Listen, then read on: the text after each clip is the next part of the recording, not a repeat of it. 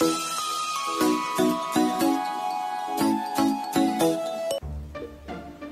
Soto. Ako'y laban sa mga irresponsableng tao lalo na sa social media. Gigil na gigil pa rin siguro si Bossing Vic sa pangyayari. Ito ay may kinalaman sa pagbanggit ng pangalan ni Bossing sa teaser ng upcoming movie ni Red Bustamante na The Blonde of Betsy Paloma na pinost ni Direk Daryl sa kanyang Facebook account nito January 1. Naganap na 5:01 p.m. Ito ang buong kuda ni Bossing Vic. Kami po ay nag-file ng cyber libel case. Marami po nagtatanong kung ano ang reaksyon ko since lumabas itong issue na ito. Ako'y nananahimik. Wala naman akong sinasagot.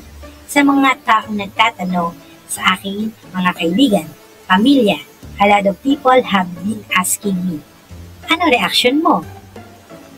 Ito na po yun. Ito na po reaction ko. Nag-file ng kaso. Sabi ko nga walang personalan nito. I just trust in our justice system. Ako'y laban sa mga irresponsableng tao, lalo na sa social media. Hindi naman dahil expected ko na dahil last year pa ito pinopromote. Narinig ko, nabalitaan ko.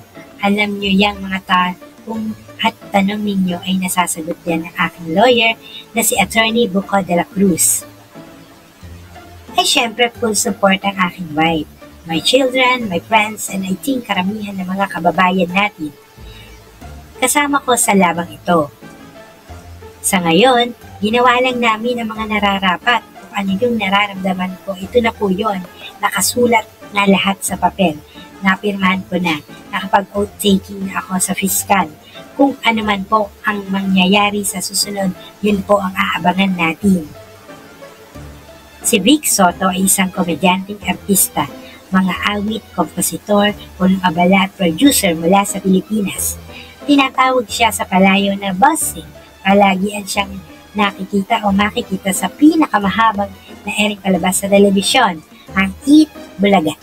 Ipinanganak noong April 28, 1954 sa Maynila.